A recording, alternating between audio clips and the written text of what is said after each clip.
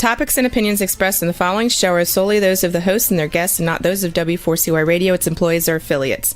We make no recommendations or endorsements for radio show programs, services, or products mentioned on air or on our web. No liability, explicit or implied, shall be extended to W4CY Radio or its employees or affiliates. Any questions or comments should be directed to those show hosts. Thank you for choosing W4CY Radio. Welcome to the Ask the Expert show on W4CY Radio and Talk4 TV, where we bring you educational information from top local experts in the fields of legal, health, financial, and home improvement. Now sit back and listen to experts in family law, association law, hearing loss, business brokers, home care, along with many other topics. Now here are your hosts, Steve-O and Sophia. Hey, good afternoon, Portland. Welcome to another Ask the Expert show where we bring you top experts in the field of legal, health, financial, and home improvement. Hey, we have got a great show for you today. In fact, I was just getting ready to tell our expert, and I'm going to call him Dr. K, because we got a phone call from a listener who said that they found our show by accident and Dr. K was on there, and he said he's my doc. His name is Robert, and he told me the type of treatment which I could not pronounce, but he said that Dr. K is the greatest doctor. I had major pain, I think he said in his wrist, and he has completely cured me. And he just went on and on. And let me welcome you to, we'll call him Dr. K. Good afternoon, Chris. Hi, nice. Thank you for having me on. No pressure now after that introduction. Yeah, Sure. really. No, he said, I found the show, and he said, I've got to find out when the next show is. And I just thought it was he just complimented you up and Oh, that's down. And, sweet. when it comes to functional medicine, you get probably a lot of that where their doctor said, I give up. There's nothing wrong with you when there is. Sure. But tell us about your practice, Upgrade Medical. Sure. So it's by its nature a functional medicine practice, which essentially means we try to either get to the root cause of something that's going on, or kind of optimize you for longevity or optimal health or whatever the case may be, right? And so we utilize a variety of techniques to do that, from specialized testing that's typically not available in the traditional biomedical model, to technology and peptides and hormones and all the things that people are seeing nowadays advertised. It is amazing what you can do now. And I mean, we can do a whole show on hormones, but my first Yeah. question is, there's integrated and then there's functional medicine. What's the hmm difference? So, there's actually several definitions, right? Natural medicine, complementary medicine, integrated medicine, et cetera, naturopathy, et cetera. Each sort of specialty has its own definition, chiropractic, et cetera. I have personally always preferred integrated medicine. That's the approach. That's the actual interventions, whereas functional medicine is the philosophy, right? If that makes sense. So functional medicine is trying to address root cause issues and doing it from a systems level approach, meaning we take all the systems, see how they're interacting, and treat that as a whole. And we do that with at least my opinion and the way I practice is that we do that with integrated medicine.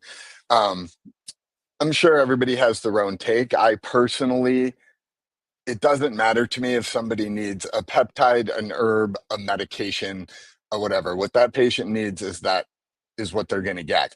Obviously, when we can, we want to use, natural things to promote the body.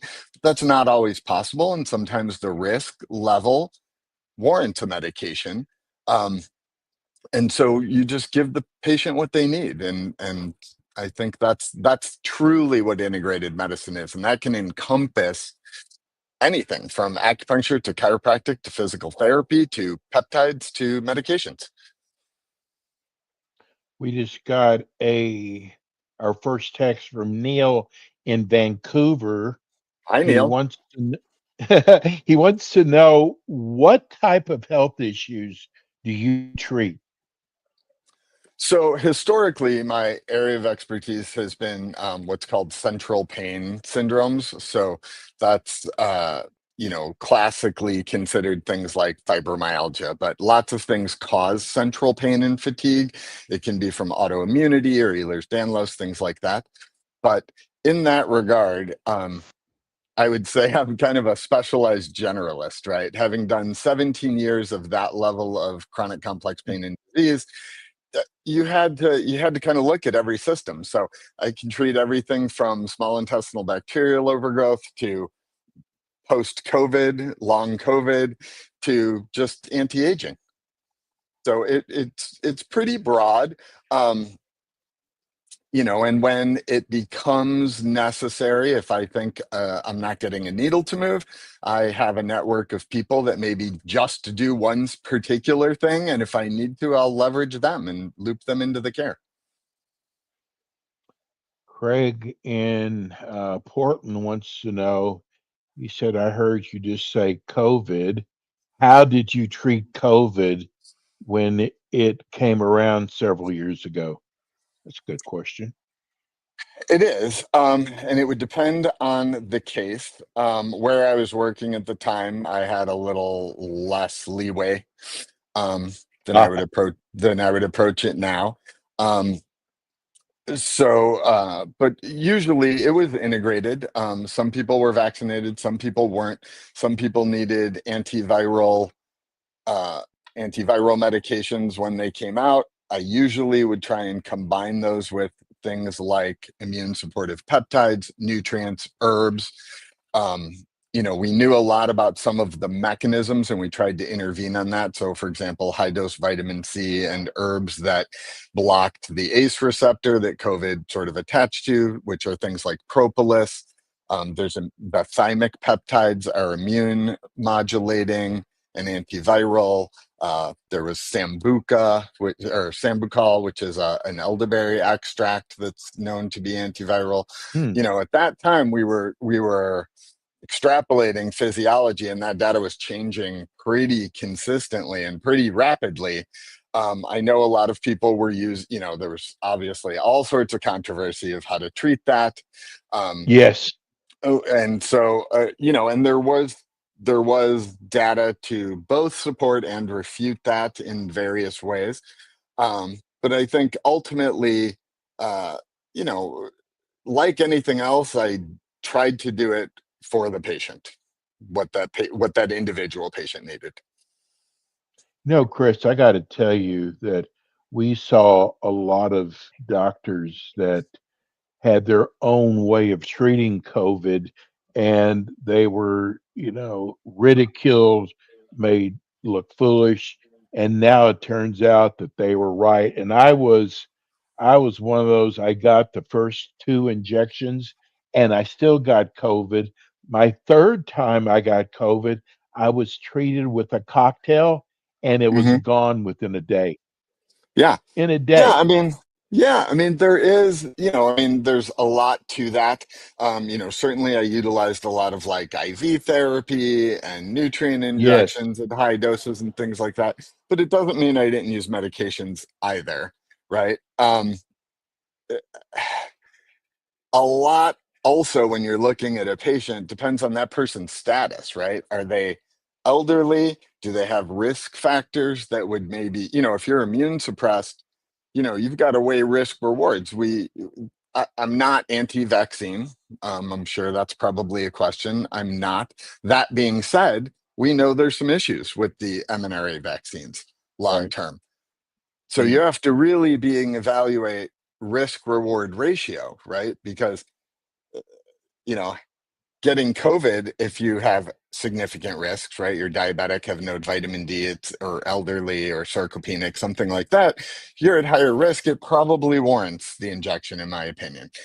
A healthy person, if they're doing all the right things, maybe not. But evaluating which is the correct approach, I'm going to say I don't think we've nailed it yet. I really don't. I think we can look at from a specific angle. Hey, the vaccine may pose this risk, and there's some long COVID risks that maybe are cumulative on top of that due to spike proteins. But on the flip side, we see reduced morbidity in other conditions. So how to tease that out, I think is more complex and not quite as black and white as we would like it to be, right? Or that Yes. we're seeing argued on social media. It's just not that. Well, like everything else in our world currently, it's become kind of very polarized, and that's typically not the answer, right? We just got another text really coming in today. Hi, Dr. Chris. I'm enjoying your Hello. show. Oh, great. I've Thank you. actually heard a lot about you, Uh-oh. and I want to know, do you deal with diet? I do. I do.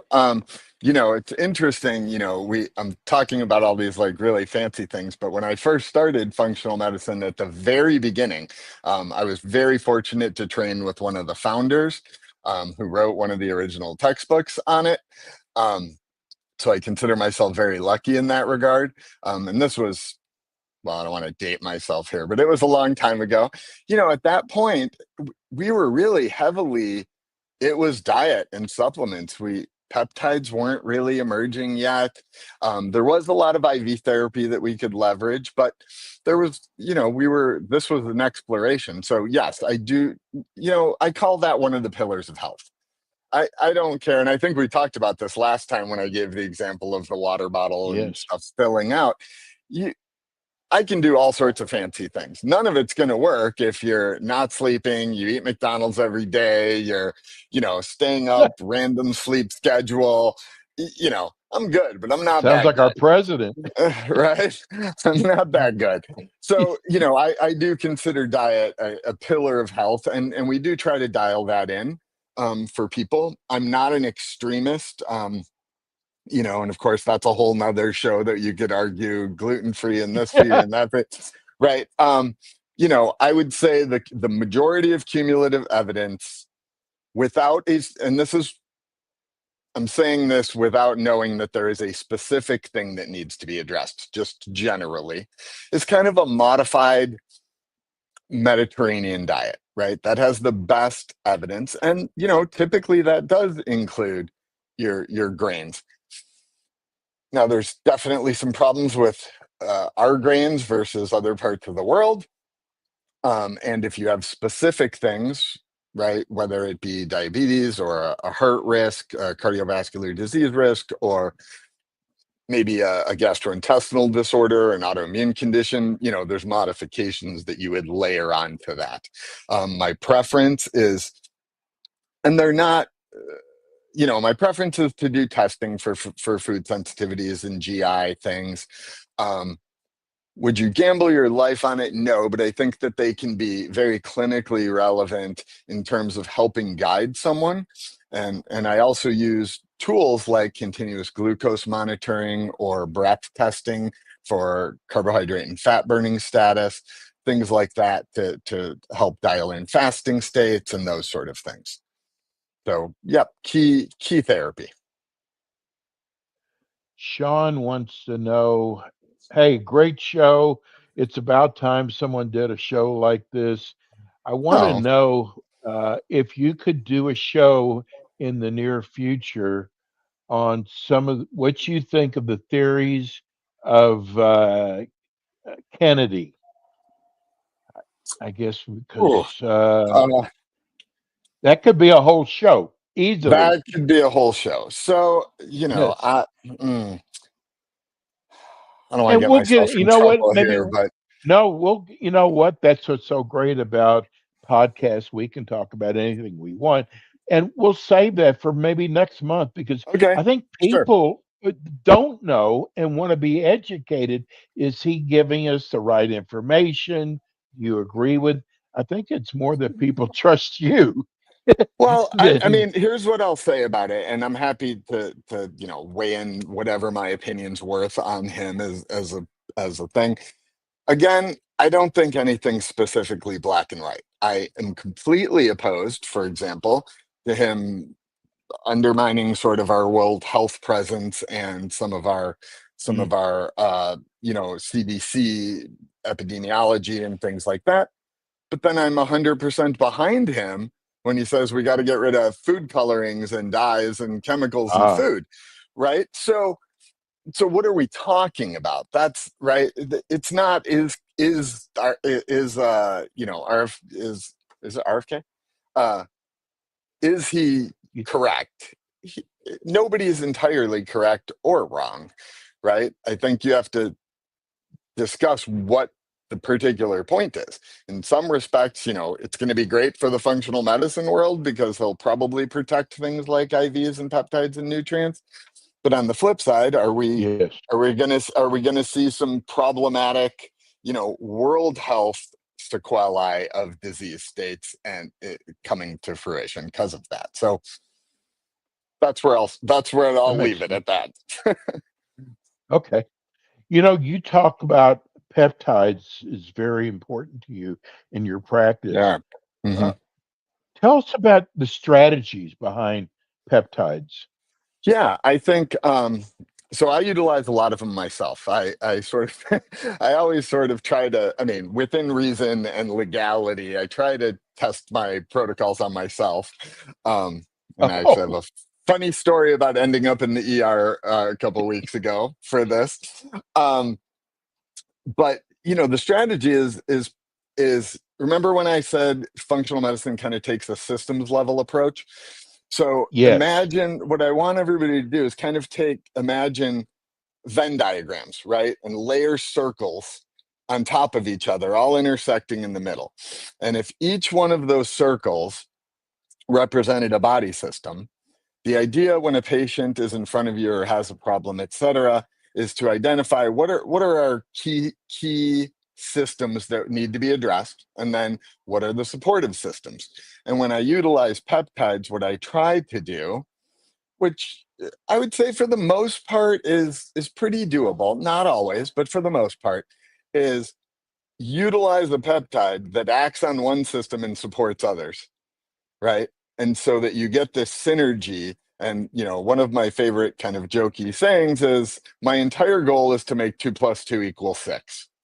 We want synergy of treatment, right? So that we get those Yes. foundational things. Because often, one of the issues with, like, and I'm not anti-Western medicine by any means, it's just different. It's a linear approach designed for one particular strategy versus what we do.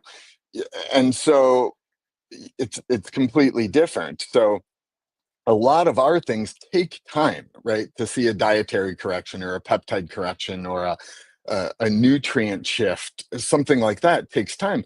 So sometimes you do then need to add a med into one of those systems to buy yourself some time for that supportive things that are overlapping to work.